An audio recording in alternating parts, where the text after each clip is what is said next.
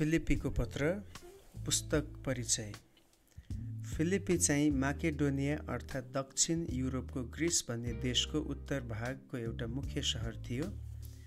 धेरै रोमी नागरिक र सिपाहीहरू त्यहाँ बसेका हुनाले फिलिप्पीलाई एउटा रोमी उपनिवेश बनाइएको थियो। प्रेरित 16:12। आफ्नो प्रचारको दोस्रो यात्रामा पौल फिलिप्पीमा पुगेका थिए। त्यति बेला युरोप महादेशमा ख्रिस्टको सुसमाचार प्रचार गरिएको यो पहिलो पटक थियो। यसरी ख्रिस्टियन धर्म एसियाबाट युरोपसम्म फैलिएर गयो। ख्रिस्टियन धर्म एसियामा सुरु भयो, यसकारण यो पश्चिमी धर्म होइन। एउटा दर्शनको कारणले पावल पहिले फिलिप्पीमा गए, जुन दर्शनमा एकजना माकेडोनियाको मानिसले माकेडोनिया आउनुहोस् र हामीलाई सहायता गर्नुहोस् भनेर भनेको थियो। प्रेरित 16:9-10। फिलिप्पीमा भएको पावलको पहिलो भेटको बयान प्रेरित 16:11-40 लेखिएको छ। त्यसपछि प्रचार गर्ने आफ्नो तेस्रो यात्रामा पावल फेरि फिलिप्पीमा गए। प्रेरित 16:1-6। पावलले यो पत्र आफू कैदी भएको समयमा लेखेका थिए। धेरैजसो बाइबलका विद्वानहरूको विचारमा एफिसीहरू, कलस्सीहरू र फिलेमनलाई लेखेका पत्रहरूलाई साथसाथै यो पत्र पनि ईस्वी सम्वत 62-63 रोमबाट लेखी पठाइएको थियो। यी पत्रहरूलाई कैद पत्र पनि भन्ने चलन छ। पावलको जीवनको विषयमा अझ बुझ्नलाई रोमीहरूलाई लेखेको परिचय हेर्नुहोस्। फिलिप्पी अध्याय 1। ख्रिस्ट येशूका दासहरू पावल र तिमोथीबाट ख्रिस्ट येशूमा फिलिप्पीमा भएका बिशपहरू र डिकनहरू साथै सबै सन्तहरूलाई परमेश्वर हाम्रा पिता र प्रभु येशू ख्रिस्टबाट अनुग्रह र शान्ति, धन्यवाद ज्ञापन र प्रार्थना। तिमीहरूप्रतिका मेरा सबै सम्झनामा म मेरा परमेश्वरलाई धन्यवाद दिन्छु।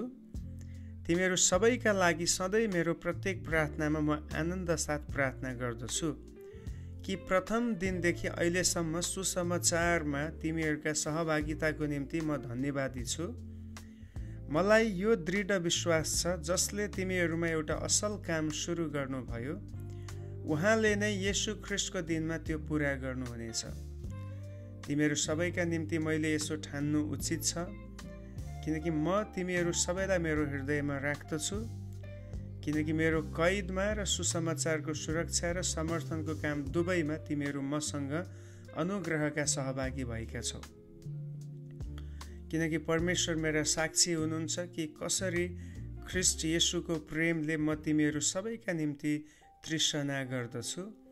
मेरो प्रार्थना यही छ कि ज्ञान र अन्तर्दृष्टिमा तिमीहरूको प्रेम झन झन प्रशस्त हुँदै जाओस्, यस हेतुले कि जे उत्तम छ सो तिमीहरू खुट्याउन सक र ख्रिस्टको दिनको निम्ति शुद्ध र दोषरहित रहन सक।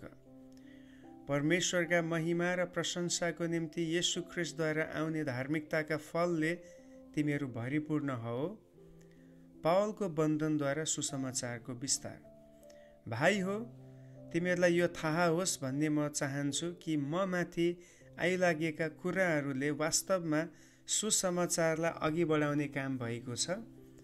यहाँसम्म कि महलका सारा गारद र सबै बाँकी कहाँ पनि मेरो कैद ख्रिस्टको निम्ति भएको हो भन्ने जाहेर भएको छ।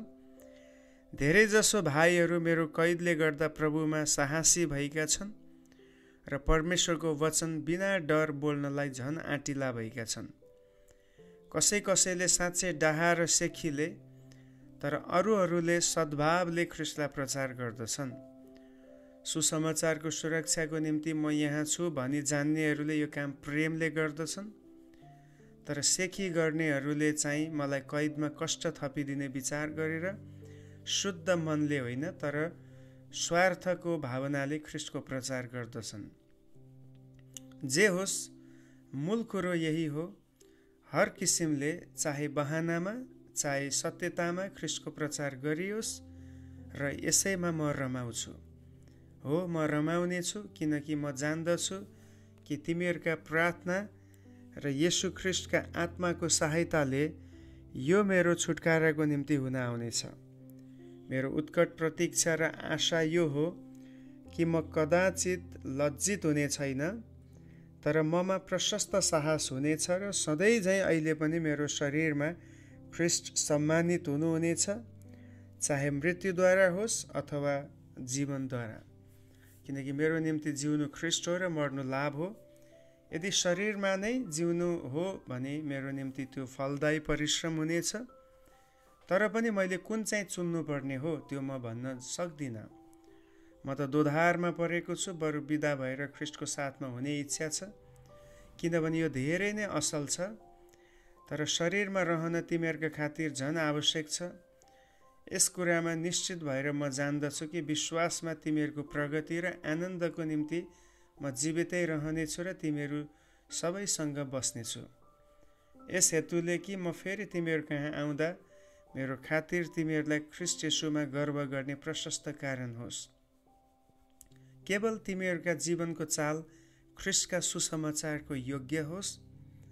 म चाहे आएर तिमीहरूलाई देखौँ, चाहे अनुपस्थित रहूँ, म तिमीहरूका बारेमा यही कुरा सुन्न चाहन्छु कि तिमीहरू एउटै आत्मामा दृढ बनी खडा भएका छौ र एउटै मनका भई सुसमाचारको विश्वासको निम्ति मिलेर परिश्रम गर्दछौ र विरोधीहरूसँग केही कुरामा डराउँदैनौ। तिनीहरूका निम्ति यो विनाशको लक्षण हो, तर तिमीहरूका निम्ति चाहिँ मुक्तिको प्रत्यक्ष लक्षण हो, जुन मुक्ति चाहिँ परमेश्वरबाट हो। किनभने ख्रीष्टको निम्ति तिमीहरूलाई यो दिइएको छ कि तिमीहरूले उहाँमाथि विश्वास गर्नु मात्र होइन, तर उहाँको खातिर दुःख पनि भोग्नुपर्छ र त्यही सङ्घर्ष जो तिमीहरूले ममा देख्यौ र मसँग छ भनी अहिले सुन्दछौ, त्यसैमा तिमीहरू लागेका छौ। आमेन। फिलिप्पी अध्याय 2।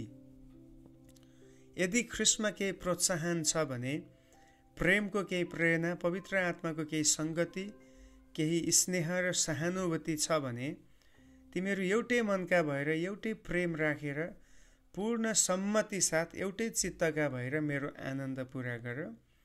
स्वार्थ वा अहङ्कारमा केही नगर, तर नम्रतामा एउटाले अर्कालाई आफूभन्दा श्रेष्ठ ठान। तिमीहरू हरेकले आफ्नै हित मात्र नखोज, तर अरूका हितलाई पनि हेर। तिमीहरूमा यस्तो मन होस् जो ख्रीष्ट येशूमा पनि थियो। परमेश्वरको स्वरूपमा भएर पनि उहाँले परमेश्वरको बराबरी हुने कुरालाई एउटा पक्रिराख्ने वस्तु जस्तो ठान्नु भएन, तर आफैलाई रित्याइकन कमाराको रूप धारण गरेर तथा मनुष्य भएर जन्मनु भयो। स्वरूपमा मानिस जस्तै भएर आफैलाई होच्याउनु भयो र मृत्युसम्म अर्थात् क्रुसको मृत्युसम्म आज्ञाकारी रहनुभयो। त्यसै कारण परमेश्वरले उहाँलाई अति उच्च पार्नुभयो र उहाँलाई त्यो नाउँ प्रदान गर्नुभयो जो हरेक नाउँभन्दा उच्च छ, कि स्वर्गमा, पृथ्वीमाथि र पृथ्वी मुनि भएको हरेक प्राणीले येशूको नाउँमा घुँडा टेक्नुपर्छ र हरेक जिब्रोले परमेश्वर पिताको महिमाको निम्ति येशू ख्रीष्टलाई प्रभु भनी स्वीकार गर्नुपर्छ। ज्योति झैँ चम्कनु। यसकारण मेरा प्रिय भाइ हो, जसरी तिमीहरूले सधैँ आज्ञा पालन गरेका छौ, मेरो उपस्थितिमा मात्र गरे जस्तो होइन, तर अब झन बढी मेरो अनुपस्थितिमा डर र कम्प साथ तिमीहरूको मुक्तिको काम पुरा गर्न परिश्रम गर। किनकि तिमीहरूलाई उहाँको असल अभिप्राय अनुसार इच्छा गर्ने र काम गर्ने दुवै तुल्याउनलाई परमेश्वर तिमीहरूमा काम गर्नुहुन्छ। गनगन अथवा वाद विवाद नगरी सबै काम गर्दै जाओ, कि तिमीहरू चाहिँ निर्दोष र सुधा भएर टेढा र बरालिएका पुस्ताको बीचमा परमेश्वरका निष्खोट सन्तान हौ, जुन पुस्ताको बीच संसारमा तिमीहरू ताराहरू झैँ चम्कन्छौ। जीवनको वचन दरिलो गरी पक्रिराख, ताकि म व्यर्थमा दगुरिन र मैले व्यर्थमा परिश्रम गरिनँ भने ख्रीष्टको दिनमा म गर्व गर्न सकूँ। यदि तिमीहरूका विश्वासको बलिदानमाथि अर्घ बलिको रूपमा अर्पित हुनु परे तापनि म आनन्दित छु र तिमीहरू सबैसँग म रमाउँछु। त्यसै गरी तिमीहरू पनि मसँग खुसी हुनु र रमाउनु पर्छ। तिमोथी र इपाफ्रोडिटस। म तिमीहरू कहाँ तिमोथीलाई चाँडै पठाउन प्रभुमा आशा गर्दछु, ताकि तिमीहरूको समाचार पाएर म पनि प्रसन्न हुन सकूँ। भक्तो, साँचो मनले तिमीहरूका कल्याणको चिन्ता गर्ने मानिस मसँग अरू कोही छैन। येशू ख्रिस्टको कुराको वास्ता नगरी तिनीहरू सबै आफ्नै स्वार्थ खोज्छन्। तर तिमोथीको योग्यता त तिमीहरूलाई थाहै छ कि जसरी छोराले बाबुको सेवा गर्दछ त्यसरी नै तिनले मसँग सुसमाचारको काममा सेवा गरे। यसकारण मेरो निम्ति के कसो हुन्छ सो बुझ्ने बित्तिकै तिनलाई पठाउने आशा गर्दछु। अनि म पनि चाँडै आउँला भनी प्रभुमा भरोसा राखेको छु। इपाफ्रोडिटस, जो मेरा भाइ, सहकर्मी र सङ्गी सिपाही तथा तिमीहरूले पठाएका दूत र मलाई खाँचो पर्दा सेवा गर्ने हुन्, तिनलाई तिमीहरू कहाँ पठाउन आवश्यक ठानेको छु। किनकि तिनले तिमीहरू सबैका निम्ति अति तृष्णा गरिरहेका छन्।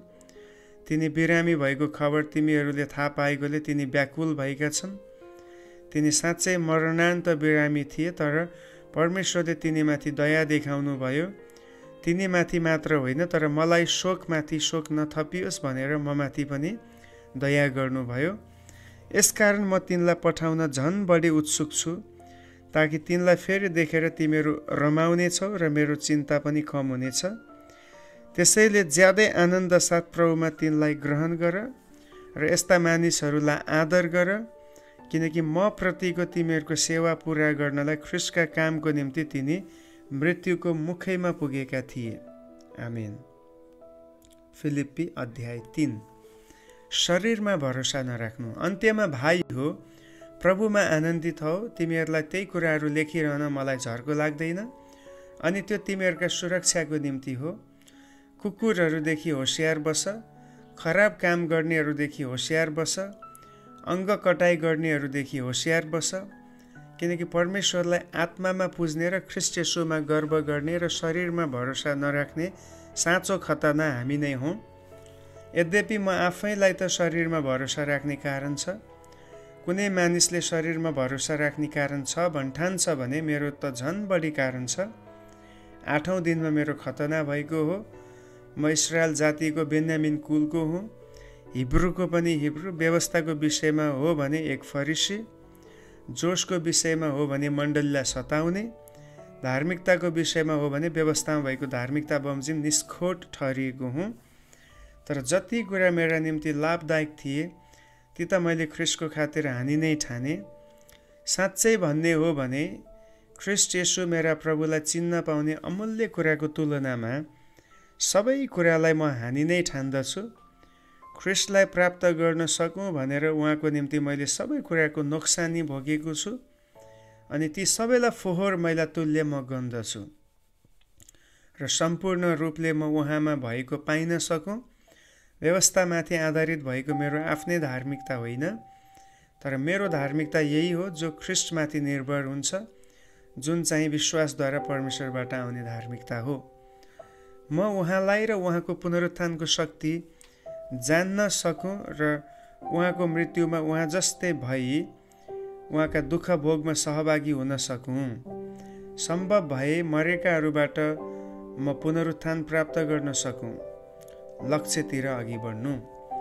मैले यी सबै अघिबाटै प्राप्त गरिसकेको छु, अथवा म अघिबाटै सिद्ध भइसकेको छु भनेर त होइन, तर ती कुराहरूलाई पक्रनको निम्ति म अघि बढिरहेको छु, जुन कुराको निम्ति ख्रिस्टले मलाई पक्रनु भयो। भाइ हो, मैले यी सब पक्रिसकेको छु भनी म ठान्दिनँ, तर म एउटा काम गर्दछु कि पछाडिका कुराहरू बिर्सेर र अगाडिका कुराहरूतिर जोडसँग लम्कँदै ख्रिस्ट येशूमा परमेश्वरको स्वर्गीय बोलावटमा पाइने पुरस्कारको निम्ति निशानातिर म जोडसँग अघि बढ्दछु। हामी परिपक्व हुनेहरू चाहिँ सबै यस्तै मनका हौँ, र तिमीहरू कुनै कुरामा अरू विचारका छौ भने परमेश्वरले तिमीहरूलाई त्यो पनि प्रकट गरिदिनुहुनेछ। केवल हामीले जे प्राप्त गरिसकेका छौँ त्यसमा दरिला भई बसौँ। भाइ हो, तिमीहरू मेरो अनुसरण गर्नेहरू हौ। हामीमा तिमीहरूले देखेको नमुना अनुसार जिउनेहरूलाई हेर। मैले धेरैपल्ट बताएका मानिसहरूका बारेमा फेरि पनि म तिमीहरूलाई रुँदै भन्दछु कि तिनीहरू क्रुसका शत्रुहरू जस्तै जीवन बिताउँछन्। विनाश तिनीहरूको अन्त्य हो, पेट तिनीहरूको ईश्वर हो, र तिनीहरू आफ्ना शर्ममा गौरव गर्दछन् र तिनीहरूको मन सांसारिक कुरामा लागिरहन्छ। तर हाम्रो नागरिकता स्वर्गमा छ। त्यहाँबाट आउनुहुने मुक्तिदाता अर्थात् प्रभु येशू ख्रीष्टको प्रतीक्षा हामी गर्दछौँ। उहाँले जुन शक्तिद्वारा सबै कुरालाई उहाँको अधीनमा ल्याउन सक्नुहुन्छ, हाम्रा हीन शरीरलाई आफ्नै महिमाको शरीर जस्तै हुनलाई परिवर्तन गरिदिनुहुनेछ। आमेन। फिलिप्पी अध्याय 4। यसकारण मेरा भाइहरू, म तिमीहरूलाई माया गर्दछु र तिमीहरूको चाहना गर्दछु। तिमीहरू मेरा आनन्द र मुकुट हौ। मेरा प्रियहरू, यसरी नै प्रभुमा स्थिर रहो। म इयोदिया र सुन्तुखेलाई प्रभुमा एउटै मनका हौ भनेर आग्रहपूर्वक बिन्ती गर्दछु। विश्वासी सहकर्मी, म तिमीलाई पनि अनुरोध गर्दछु कि स्त्रीहरूलाई मद्दत गर, किनकि यिनीहरूले मेरो साथसाथै सुसमाचारको काममा क्लेमेससँग र मेरा अरू बाँकी सहकर्मीहरूसँग परिश्रम गरेका छन्, जसका नाउँ जीवनको पुस्तकमा छन्। प्रभुमा सधैँ आनन्द गर। म फेरि पनि भन्दछु, आनन्द गर। तिमीहरूको सहनशीलता सबै मानिसहरूलाई थाहा होस्। प्रभु नजिकै हुनुहुन्छ। कुनै कुरामा चिन्तित नहौ, तर हरेक कुरामा प्रार्थना र निवेदनद्वारा धन्यवाद सहित तिमीहरूका बिन्ती परमेश्वरमा जाहेर हुन् र समझले नै भ्याउन नसकिने परमेश्वरको शान्तिले तिमीहरूका हृदय र तिमीहरूका मनलाई येशूमा रक्षा गर्नेछ। अन्त्यमा भाइ हो, जे कुरो सत्य छ, जे कुरो आदरणीय छ, जे कुरो न्यायसङ्गत छ, जे कुरो शुद्ध छ, जे कुरो प्रेमयोग्य छ, जे कुरो कृपामय छ, यदि केही श्रेष्ठता प्रशंसाको योग्य केही छ भने यिनै कुराका विचार गर। तिमीहरूले जुन कुरा मबाट सिक्यौ र ग्रहण गर्यौ र सुन्यौ र ममा देख्यौ, त्यही गर र शान्तिका परमेश्वर तिमीहरूसँग हुनुहुनेछ। उनीहरूका भेटीको निम्ति धन्यवाद। म प्रभुमा साह्रै आनन्दित छु कि अब धेरै दिनपछि म प्रति तिमीहरूको वास्ता फेरि पलाएको छ। तिमीहरू साँच्चै मेरो निम्ति चिन्तित थियौ, तर तिमीहरूलाई मौका मिलेन। खाँचो पर्यो भनेर मैले गुनासो पोखाएको होइन, किनभने जुनसुकै परिस्थितिमा भए पनि त्यसमा सन्तुष्ट रहन मैले सिकेको छु। कसरी होचिन र कसरी बढ्न म जान्दछु। परिपूर्णतामा होस् वा भोक प्यासमा होस्, प्रशस्ततामा होस् वा अभावमा होस्, सबै परिस्थितिमा सन्तुष्ट रहने रहस्य मैले सिकेको छु। जसले मलाई शक्ति दिनुहुन्छ, उहाँमा नै म सब कुरा गर्न सक्छु। तापनि मेरो कष्टमा तिमीहरू सहभागी भयो, सो असल गर्यो। तिमी फिलिप्पीहरू चाहिँ आफै पनि जान्दछौ कि सुसमाचारको सुरुमा म माकेडोनियाबाट बिदा हुँदा दिने र लिने काममा तिमीहरू बाहेक कुनै मण्डलीको सहभागिता मसँग भएको थिएन, किनभने थेस्लोनिकेमा पनि तिमीहरूले मलाई एकपटक भन्दा बढी नै मेरो निम्ति सहायता पठायो। मैले भेटी खोजेको होइन, तर म त तिमीहरूकामा यस्तो फलको आशा राख्छु जो तिमीहरूकै हिसाबमा जम्मा हुँदै जाओस्। मैले पाउनु पर्ने भन्दा बढी नै पाएको छु। इपाफ्रोडिटसद्वारा पठाइदिएका तिमीहरूको मिठो बासना भएको र परमेश्वरलाई मनपर्दो र ग्रहणयोग्य बलिदान पाएर म तृप्त भएको छु। मेरा परमेश्वरले आफ्नो महिमामा उहाँको सम्पत्ति अनुसार तिमीहरूको हरेक खाँचो ख्रीष्ट येशूमा पुरा गरिदिनुहुनेछ। अब हामीहरूका परमेश्वर र पितालाई सदा सर्वदा महिमा होस्। आमेन। आखिरी अभिवादन। ख्रीष्ट येशूमा हरेक सन्तलाई अभिवादन दियो। मसँग हुने भाइहरूले तिमीहरूलाई अभिवादन पठाएका छन्। सबै सन्तहरूले र विशेष गरी कैसरका घरानाकाहरूले तिमीहरूलाई अभिवादन पठाएका छन्। प्रभु येशू ख्रीष्टको अनुग्रह तिमीहरूको आत्मासँग होस्। आमेन।